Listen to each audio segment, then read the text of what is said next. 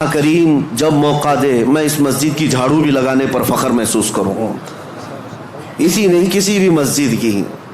اللہ کریم اس سے مقامات بلند عطا فرماتا ہے۔ آپ آتے ہیں مسجد میں، نماز پڑھنے کے بعد درود پاک پڑھیں، اللہم صلی علی سیدنا و مولانا محمد معدن الجود والکرم وآلہ واصحابہ الکرام وابنہ الکریم وبارک وسلم صلاة دائمة سرمدا ابدا۔ اللہ کا فضل و احسان ہے، ہماری اس مسجد پاک میں رضوی دولہا تشریف فرما ہے، اور اس مسجد پاک کو نسبت ہے سرکار حضور مفتی اعظم ہند سے، بلکہ مسجد کا نام ہی ہے مفتی اعظم ہند مسجد۔ اور آج اس کی افتتاحی تقریب میں مجھے لگتا ہے سرکار مفتی اعظم ہند کی روحانیت شامل ہے، جس کی وجہ سے آج اس افتتاحی تقریب میں خود سرکار مفتی اعظم ہند کے نواسے حضور منان میاں صاحب تشریف فرما ہے۔ شیر رضا اور اعلیٰ حضرت کے نسب میں اور اعلیٰ حضرت کے نسل پاک میں چمکتا ہوا ایک چراغ ہمارے درمیان موجود ہے۔ اللہ کریم ان بزرگوں کا سایہ ہم پر دراز فرمائے۔ جمعہ کا وقت چونکہ بہت کم ہوتا ہے، نماز کا بھی ہے، اور ہمیں یہاں کے فاتحہ اور دعا میں بھی شرکت کرنی ہے۔ میں مختصر سی باتیں عرض کر کے سمیٹتا ہوں اپنی بات کو۔ اللہ تعالیٰ نے ابراہیم علیہ السلام اور اسماعیل علیہ السلام دونوں کو تعمیر کا حکم دیا، اور تعمیر ہوئی خانہ کعبہ کی۔ جب عمارت مکمل ہوئی تو جب کبھی کوئی گھر بنتا ہے تو کچھ اینٹ پتھر ٹکڑے بچ جاتے ہیں۔ گھر کی عمارت کے بعد جو سامان بچتا ہے آپ اس کو لے جا کر کے کہیں پھینک دیتے ہوں گے، ٹھنڈا کر دیتے۔ خانہ کعبہ کی تعمیر کے بعد جو مٹی، اینٹ، پتھر، گارے جو جس سے بھی بنا تھا وہ بچا تھا، تو ابراہیم علیہ السلام نے اس کے متعلق پوچھا رب ذوالجلال سے، مولا یہ جو تعمیر سے بچ گیا ہے اس کا کیا کیا جائے؟ اللہ کریم کا حکم ہوا، اے ابراہیم وہ جتنی مٹی بچی ہے یا گارا یا جو کچھ بھی بچا ہے اس کو اٹھاؤ، جمع کرو اور ہوا میں پھینک دو۔ خانہ کعبہ کی بنائی ہوئی اور بچی ہوئی مٹی، ابراہیم علیہ السلام اپنے ہاتھوں سے وہ ساری مٹی اور جو بچا ہوا سامان تھا جمع کیا اور ہوا میں اسے اٹھا کر پھینک دیا، وہ ہوا میں غائب ہو گئی، کہیں لے جا کر کے پھینکا نہیں۔ اور تفسیر میں فرمایا گیا جب ابراہیم علیہ السلام نے وہ ساری مٹی اٹھا کر کے پھینکی تو اس مٹی کے ذرے ذرے کو اللہ تعالیٰ نے پوری دنیا میں پھیلایا۔ اس مٹی کا ذرہ زمین پر جہاں پڑا وہاں اللہ کی ایک مسجد تعمیر ہوئی۔ قیامت تک جہاں وہ ذرہ پڑا ہوگا یا تو مسجد تعمیر ہوگی یا ہو چکی ہوگی۔ میں اسی لیے کہا کہ اس روایت کو پڑھنے کے بعد یہ فخر ہوتا ہے کہ جس جگہ ہم سجدے کے لیے مسجد میں حاضر آئے ہیں یہاں کا ذرہ بھی خانہ کعبہ کی مٹی سے ضرور ملا ہوگا۔ عزیزان گرامی وقار، مسجدوں کو تعمیر کرنے کے بعد اس کی صفائی ستھرائی کے لیے جس قدر ہم خیال رکھتے ہیں یہ ضروری ہے، لیکن کل رات ہم نے ذکر کی مجلس میں ایک بات آپ کے سامنے رکھی تھی۔ سب سے بڑی ذمہ داری ایک مسلمان کی یہ ہے کہ مسجد بنانے کے بعد جیسے اس کو تعمیر کرنے میں دلچسپی دکھاتے ہیں، جیسے کہ کسی شاعر نے کہا تھا کہ حضور پاک صلی اللہ تعالیٰ علیہ وسلم کی اس امت کا اب حال یہ ہے کہ مسجد تو بنا لی شب بھر میں ایمان کی حرارت والوں نے، من اپنا پرانا پاپی تھا بچپن سے نمازی بن نہ سکے۔ لیکن یہ تانا ہمارے لیے مناسب نہیں ہے جس شاعر نے ہمیں تانا دیا ہے، من اپنا پرانا پاپی تھا بچپن سے نمازی بن نہ سکے۔ آپ اس کو بدل کر کے دکھائیں کہ مسجدیں تعمیر ہوئی ہیں، قیامت کے دن یہ پوری مسجد اٹھائی جائے گی اور یہ اللہ کریم کی بارگاہ میں گواہی بھی دے گی۔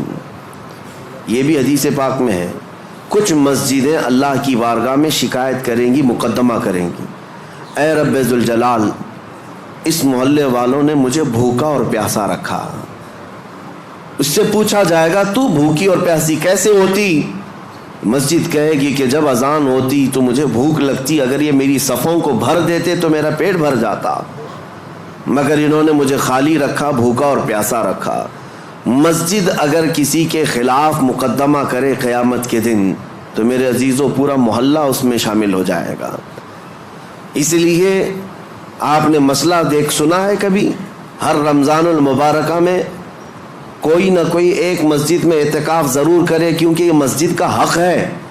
اگر ایک بھی اعتکاف میں نہیں بیٹھا تو پورے محلے والے گنہگار ہیں، سب کے اوپر گناہ ہوگا، اور اگر ایک بیٹھ گیا تو سب کے اوپر سے ذمہ داری ختم ہو جائے گی۔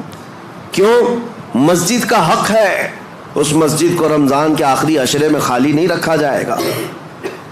اسی طرح سے جو بات میں عرض کر رہا تھا وہ یہ ہے کہ مسجد کو جس طرح تعمیر کر کے چمکایا جاتا ہے، اس سے زیادہ تمہیں خیال ہونا چاہیے مسجد کے متعلق، کہ مسجد کے متعلق آپ کیا کہتے ہیں؟ یہ اللہ کا گھر ہے۔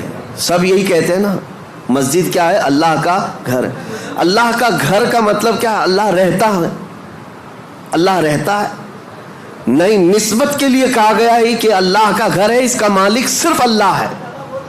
کوئی مسجد کا متولی، کوئی مسجد کا امام، کوئی مسجد کا خادم، کوئی مسجد کا ٹرسٹی کبھی یہ نہ سمجھے کہ یہ میری پراپرٹی ہے۔ مسجدیں جو ہوتی ہیں وہ صرف اور صرف اس کی ملکیت اللہ کے حوالے ہے۔ کبھی آپ نے سوچا کہ یہ مسجدیں جو شہید ہوئی ہماری، گورنمنٹ تو آفر دیتی ہے کہ اس جگہ چھوڑو دوسری جگہ بنا لو، ہم کیوں نہیں مانتے؟ اس کی وجہ یہ ہے کہ ہم اگر مالک ہوتے تو کمپرومائز کرتے، مالک اللہ ہے، ہمیں صرف حفاظت کے لیے مامور کیا گیا اور ہم زندگی بھر اس کی حفاظت ہی کریں گے۔ اور آپ کو پتہ ہے جب ابرہہ بادشاہ خانہ کعبہ ڈھانے کے لیے آیا تھا کئی 100 ہاتھیوں کو لے کر کے، اس نے مکہ میں سب سے پہلے بڑے بڑے لوگوں کا مال لوٹ لیا اور کئی لوگوں کو قید کیا۔ اس میں حضرت عبد المطلب جو رسول اللہ کے دادا ہیں، ان کے 100 اونٹ اس نے قبضہ کر لیے تھے۔ حضرت عبد المطلب خانہ کعبہ کے متولی تھے، اس وقت متولی تھے، خدمت پر آپ ہی مامور تھے۔ تو خانہ کعبہ کو ختم کرنے کے لیے آیا تھا ابرہہ بادشاہ یمن سے کئی ہاتھیاں لے کر۔ حضرت عبد المطلب گئے بات کرنے کے لیے کہ میں بات کرتا ہوں، تو ابرہہ نے ان کو اجازت دی آنے کے لیے اپنے دربار میں۔ آئے، پوچھا اس نے کہ کیا معاملہ لے کر آئے ہو؟ حضرت عبد المطلب نے کہا میرے جو 100 اونٹ تم نے ہتھیائے ہیں وہ واپس کر دو، مجھے میرے اونٹ دے دو۔ وہ ہنسنے لگا کہ تجھ کو کس نے خانہ کعبہ کا متولی بنایا؟ تجھے پتہ نہیں میں یہاں کیوں آیا؟ میں آیا ہوں خانہ کعبہ کو ختم کرنے کے لیے، اور تم بات کر رہے ہو اپنے اونٹوں کی۔ ہونا تو یہ چاہیے تھا کہ تم میرے سے بات کرتا کہ کعبے کو مت ڈھاؤ، کعبے کو مت برباد کرو۔ حضرت عبد المطلب نے مسکرا کر یہی جواب دیا تھا، اونٹوں کا مالک میں ہوں، اس سے سوال کرنے آیا، کعبے کا جو مالک ہے وہ خود ہی اس کی حفاظت کرے گا۔ اللہ کریم وہ حفاظت فرمائے گا، ہم تو اس کی خدمت پر مامور ہیں۔ عزیزان گرامی، یہی نظریہ مسجدوں کی دیکھ بھال کرنے والی انتظامیہ کے ذہن میں رہے کہ ہم مسجد کے مالک نہیں، مسجد کے خادم ہیں، اور ہمیشہ رہیں گے۔ اور دوسری بات جو میں کہنے جا رہا تھا وہ یہ کہ جتنا اس کی عمارت کو چمکایا، اس سے کئی زیادہ چمکانے کی جس چیز کو ضرورت ہے وہ کیا ہے؟ میں ایک لفظ آپ سے پوچھا کہ مسجد کو آپ کیا کہتے ہیں؟ اللہ کا گھر ہے۔ مسجد اللہ کا گھر ہے۔ یہاں اگر آپ کے سامنے کوئی غلاظت لا کر کے ڈال دے، برداشت کریں گے آپ؟ کوئی مسجد کے فرش پر تھوک دے، اپنا رینٹ نکال کر ڈال دے، باہر کی غلاظت لا کر ڈال دے، آپ برداشت کریں گے؟ ذہن میں موجود ہے اللہ کا گھر ہے، پاک ہی ہونا چاہیے، ایک نجاست کا تنکا بھی ہم برداشت نہیں کرتے۔ کیوں؟ اللہ کا گھر ہے۔ جبکہ فرمایا گیا حدیث میں، قلب المؤمن عرش اللہ، مومن کا دل اللہ کا عرش ہوتا ہے۔ مومن کا دل اللہ کا عرش ہے۔ جب مسجدوں کی فرشیاں صاف رکھتے ہو، اس سے کئی زیادہ اپنے دل کو صاف رکھنے کی ضرورت ہے۔ جتنا اس کو چمکایا اس سے زیادہ اپنے دل کو چمکاؤ، جتنا اس کو صاف کیا ہے، زینت دیا ہے، اتنا ہی اپنے دل کو زینت دو۔ مولانا روم سچ فرماتے ہیں، کعبہ بنائے خلیل اطہر است و دل گزرگاہ رب جلیل است۔ خانہ کعبہ ابراہیم علیہ السلام کی بنائی ہوئی عمارت کا نام ہے، لیکن دل رب ذوالجلال کی گزرگاہ کا نام ہے۔ یہاں رب ذوالجلال تمہارے قلب کی طرف نظر فرماتا ہے، اس لیے اس کو پاک رکھنا چاہیے۔ ہم مسجدوں میں غلاظت برداشت نہیں کرتے تو پھر اپنے دل میں گناہوں کی لذت کے خیالات، کبھی وسوسوں کے انبار، کئی خواہشات کی بہت ساری بھیڑ، دل میں کیا کیا جمع کر رکھا، جبکہ مومن کے متعلق کہا گیا وہ اللہ کا عرش ہے، اس اللہ کے عرش کو کیا اسے ناپاک رکھا جا سکتا ہے؟ اس دل کی جتنی صفائی اور پاکی ہوگی اس قدر تم مقامات کو بھی پاتے جاؤ گے۔ اب آپ کو کیسے پتہ چلے یہ دل پاک ہے یا نہیں؟ اس کی سمپل سی مثال ہے، مسجد میں وضو کرنے کے لیے آتے ہیں، یہ نل لگے ہوئے ہیں وضو کے، ظاہر سی بات ہے اس کی ٹنکی تو کہیں لگی ہوگی، پانی کہیں جمع ہوتا ہوگا، وہیں سے تو نلوں میں آتا ہے۔ 10-12 نل لگائے ہوں گے وضو کے لیے، نل کھولو کون سا پانی آتا ہے؟ جو ٹنکی میں ہوگا وہی آئے گا۔ اگر ٹنکی میں پاک صاف پانی رکھا ہوا ہے تو جو بھی نل کھولو پاک صاف پانی آئے گا، اور ٹنکی میں اگر نجس پانی ہے، میلا پانی ہے، تو کسی بھی نل کو کھولو میلا پانی نکلے گا۔ یہ مثال اس لیے میں دے رہا ہوں، اپنے دل کی ٹنکی کو سمجھ لو۔ اگر ہاتھ پیر آنکھ ناک یہ سب اعضاء نل ہیں، یہ سب صحیح کام کر رہے ہیں تو سمجھ لو کہ دل کے اندر سب پاکی صفائی ہے، اور اگر بے حیائیاں ہو رہی ہیں اس کا مطلب ہے کہ دل کی ٹنکی میں نجاست بھری ہوئی ہے۔ آنکھیں خطا کرتی ہیں، زبان غلاظت بکتی ہے، ہاتھ گناہ کرتے ہیں، پیر گناہ کرتے ہیں، تو اس کا مطلب یہ ہے یہ اعضاء کا کنیکشن دل سے ہے۔ اگر دل ناپاک ہے تو ہر عضو ناپاکی کرے گا، ہر عضو ناپاکی کرے گا۔ اسی لیے حدیث پاک میں میرے آقا صلی اللہ علیہ وسلم فرماتے ہیں الا وان فی الجسد مضغۃ اذا صلحت صلح الجسد كله واذا فسدت فسد الجسد كله الا وهي القلب۔ میرے آقا فرماتے ہیں آگاہ ہو جاؤ، تمہارے جسم میں گوشت کا ایک ٹکڑا ہے، اگر وہ صحیح ہو گیا تو سارے اعضاء، جسم کے سارے پارٹس صحیح ہو جائیں گے، اور اگر وہ بگڑ گیا تو سارے اعضاء بگڑ جائیں گے۔ وہ کیا ہے؟ حضور فرماتے ہیں وہ دل ہے، وہ تمہارا دل ہے۔ اسی لیے لقمان حکیم کے لیے حکم ہوا تھا، ایک بادشاہ نے کہا ایک بکری ذبح کرو، اس میں جو سب سے اچھی چیز ہے وہ لے آؤ۔ آپ نے ذبح کیا اور دل لے جا کر بادشاہ کے پاس رکھا، کہا پورے جسم میں سب سے اچھی چیز یہ ہے۔ بادشاہ نے دوسرے دن ایک بکری دی اور کہا سب سے بری چیز نکال کر لاؤ۔ دوسرے دن ذبح کیا اور پھر دل لے جا کر کے ہی بادشاہ کے سامنے رکھا، کہا یہی سب سے بری چیز ہے۔ اگر صحیح ہو گئی تو سب سے اچھی چیز جسم میں دل ہے، اور اگر بگڑ گیا تو سب سے بری چیز دل ہے۔ میں آج اس بات کو اس لیے عرض کر رہا ہوں کہ جتنا مسجدوں کی صفائی پر خیال رکھنا ضروری ہے اتنا اپنے دل کی صفائی پر بھی ضروری ہے۔ اگر اس کو آپ نے ناپاک ہی رکھا اور ایسی آوارہ رکھا تو 1000 سجدے کرنے کے بعد بھی تمہارا دل ناپاک ہی رہ جائے گا۔ مجھے وہ بات یاد آتی ہے کہ بعض حضرات بہت ساری چیزیں صاف کرتے، ایک گاؤں میں کنویں میں کتا گر گیا تھا، اور مولانا صاحب سے آ کر انہوں نے مسئلہ پوچھا کیا کیا جائے؟ شریعت کا مسئلہ ہے کہ چوہا گرے تو اتنے ڈول پانی نکالو، بلی گری تو اتنے ڈول، کتا گرے تو پورا پانی نکال دو، کنویں کا پورا پانی نکال دو، نجس ہو گیا ہے۔ گئے گاؤں والے، پورا پانی نکال دیا۔ چند دنوں کے بعد پھر پانی بھرتا ہے کنویں میں، پھر بھر گیا تو اس میں کتے کے بال وال سب نظر آنے لگے۔ مولانا صاحب نے، مفتی صاحب نے پوچھا کہ یہ کیا ہے؟ ابھی بھی تو ایسی چیز بدبو آ رہی۔ کہا کہ حضرت ہم نے پانی تو پورا نکالا، کتا ابھی اس کے اندر ہی ہے۔ آپ نے کب کہا ہم کو کہ کتا بھی نکالو؟ تو انہوں نے کہا میرے کہنے کا مطلب یہ ہے کہ جس سے نجاست بھری تھی پہلے وہ چیز نکالتے، بعد میں پانی نکالتے۔ بات ایسی ہے کہ ہم اپنے اعضاء کو سنوارنے میں تو لگے ہیں، تم اپنے ہاتھ پیر آنکھ اور ناک اور زبان کو سنوار تو لیتے ہو، لیکن دلوں کے اندر جو نجاست کا کتا مرا ہوا ہے اس کتے کو جب تک نکالا نہ جائے گا بدبو ہمارے اعضاء سے آتی رہے گی۔ اس لیے میرے عزیزوں سب سے پہلے اپنے دلوں کی صفائی۔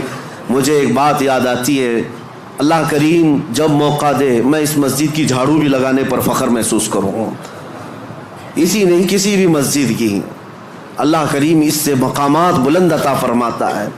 آپ آتے ہیں مسجد میں نماز پڑھنے کے بعد، کوئی یہاں پر خادم کہاں ہے، امام کہاں ہے، مؤذن کہاں ہے، ان کو چلاتے مت بیٹھو۔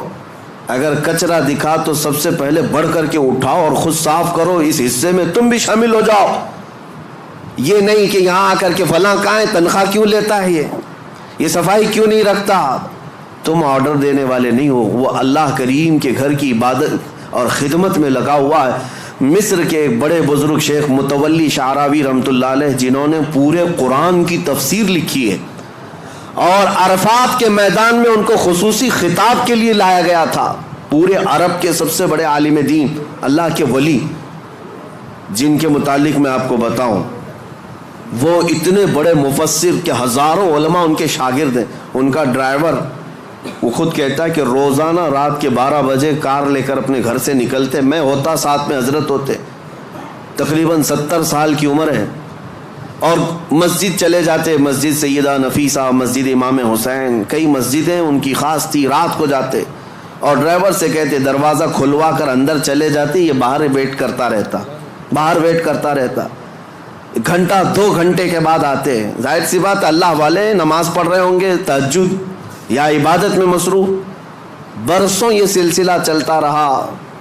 میرے عزیزو، ان کے انتقال کے بعد یہ پتہ چلا، مسجد کے ایک خادم نے، جو مسجد سیدہ نفیسہ میں یا کوئی ایک مسجد میں، خادم نے ڈرائیور سے ملاقات کی اور کہا کتنا اچھا وہ زمانہ تھا جب وہ آتے تھے حضرت نماز کے لیے.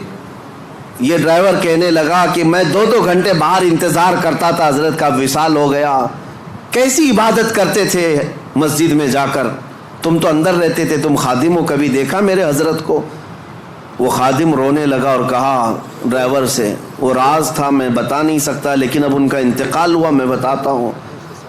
حضور تشریف لاتے رات کے 12 بجے، وہ عبادت کرنے کے لیے نہیں بلکہ سیدھے طہارت خانوں میں جاتے اور اپنے ہاتھوں سے سارے طہارت خانے دھوتے تھے، وضو خانے کو اپنے ہاتھوں سے صاف کرتے تھے، اپنے ہاتھوں سے سارے استنجا خانے صاف کرتے. کس عالم دین کی بات کر رہا ہوں جس کے ہزاروں شاگرد ہیں، پورے قرآن کی تفسیر لکھی ہے. اللہ کریم کے ایسے بزرگ ولی اپنے ہاتھ سے رات کے وقت پوری مسجد کے طہارت خانے صاف کرتے. اور پھر ایک دن میری نظر پڑی تو انہوں نے مجھے کچھ پیسے دی اور کہا زندگی بھر کسی کو بتانا مت، میں یہ صفائی اس لیے کرتا ہوں کہ مجھے میرے رحمان پر یقین ہے، اس کے گھر کو میں اپنے ہاتھ سے صاف کروں گا، میرے دل کو وہ صاف کرے گا، میرے دل کو وہ پاک کرے گا. اور اللہ نے ایسا پاک کیا کہ جب وہ بزرگ شیخ متولی شعراوی رحمۃ اللہ علیہ کے انتقال کا وقت آیا، میں آپ کو بتاؤں ہمارے اساتذہ موجود تھے جنہوں نے کہا سرانے کے پاس کئی علماء کھڑے تھے، وہ بستر پر لیٹے ہوئے تھے، اچانک آپ نے کہا کہ ہٹ جاؤ تم سب یہاں سے، سرانے کے پاس سے ہٹ جاؤ. وقت کے بڑے بڑے لوگ کھڑے تھے. اس کے بعد اچانک انگلی اٹھائی، کہا اشہد ان لا الہ الا اللہ واشہد انک رسول اللہ. کلمہ طیبہ اسے نہیں پڑھتے، اشہد ان محمدن رسول اللہ. میں گواہی دیتا ہوں کہ اللہ کے سوا کوئی معبود نہیں، اور گواہی دیتا ہوں محمد صلی اللہ علیہ وسلم اللہ کے رسول ہے. کلمہ یہی ہے، پڑھتے ہوئے دنیا سے جائیں. لیکن آپ نے آخری وقت میں انگلی اٹھائی اور یوں کلمہ پڑھا، میں گواہی دیتا ہوں کہ اللہ کے سوا کوئی معبود نہیں، اور میں گواہی دیتا ہوں کہ آپ اللہ کے رسول ہیں. یہ اس وقت بندہ کہتا ہے جب رسول اللہ کو اپنے سامنے دیکھ رہا ہو، جب اپنے سامنے دیکھ رہا ہو تب یہ کہہ سکتا ہے انک رسول اللہ، آپ اللہ کے رسول ہیں. پھر ان کا وصال ہوا. علماء کرام کہتے ہیں کہ ہم نے ایسی موت کسی کی نہیں دیکھی جو انگلی اٹھا کر خود رسول اللہ کو دیکھ رہا ہو اور دنیا سے جا رہا ہو. میرے عزیزو، یہ مقامات بلند انہیں ان کاموں کی وجہ سے یا ان نیکیوں کی وجہ سے بھی ہو سکتا ہے ملی ہوں. اس لیے آج اس مسجد پاک کی جن لوگوں نے خدمتیں کی ہیں، اللہ ان کے گھروں کو سجا اور ان کی قبروں کو روشن کرے، اور رب ذوالجلال اس مسجد پاک کو عشق رسول کا مرکز بنائے. یہاں سے خرافات نہ ہوں، فتنے نہ ہوں، جھگڑے فسادات نہ ہوں، بلکہ مسجدوں کے متعلق حدیث پاک میں ایک بات آتی، اس لیے ڈر لگتا ہے. اللہ کے رسول صلی اللہ علیہ وسلم نے ارشاد فرمایا قیامت کے قریب مسجدیں خوب سجائی جائیں گی لیکن عبادت کرنے والے نہیں ہوں گے، اور وہ ہم آج دیکھ رہے ہیں ہر جگہ ہے. لیکن اس کا مطلب یہ نہیں کہ مسجد کو سجانا نہیں چاہیے، سجائیں، اپنے گھر سے زیادہ سجائیں، لیکن ساتھ اس مسجد کی رونق اور زینت یہاں ہونے والے کاموں سے ہے. اگر عبادات مکمل ہو رہی ہیں، نمازیں صحیح ہو رہی ہیں، اس کے علاوہ اللہ کے ذکر ہو رہے ہیں، رسول پاک صلی اللہ تعالیٰ علیہ وسلم کے بارگاہ میں سلام، یہ سب چیزیں ہو رہی ہیں، تو گویا کہ آپ نے مسجد کا حق ادا کیا ہے. مسجد کا حق ادا کیا. اللہ کریم ہم سب کو اس مسجد پاک کا حق ادا کرنے کی توفیق عطا فرمائے. آخری بات، جہاں تم سجدے کرتے ہو ان صفوں میں میرے آقا صلی اللہ علیہ وسلم کی حدیث ہے، اس کا مفہوم میں عرض کر رہا ہوں. جس دن تمہارا انتقال ہوگا، کوئی روئے یا نہ روئے، مسجد کا وہ ٹکڑا تمہارے غم میں روتا ہے. جہاں تم سجدہ کرتے تھے تمہاری جدائی کے غم میں وہ ٹکڑا روتا ہے، وہ مصلی روتا ہے. اللہ کریم کی بارگاہ میں عرض کرتا ہے کہ مولا، اس کی پیشانی کے سجدوں سے مجھے قرار تھا، مجھے سکون تھا. آج وہ چلا گیا، مجھے بے قراری ہے، بے اطمینانی ہے. اسی لیے میرے عزیزو، ان ٹکڑوں کو وفادار سمجھو. دنیا تمہارے مال کی پرستار ہو سکتی ہے، تمہارے عہدے اور منصب کے دیکھ کر کے ہو سکتا ہے دوست بن جائے، لیکن یہ زمین کے ٹکڑے اگر تمہاری دوستی کرتے ہیں تو فقط تمہارے سجدے. اچھی لگی ہو تو لائک کیجیے اور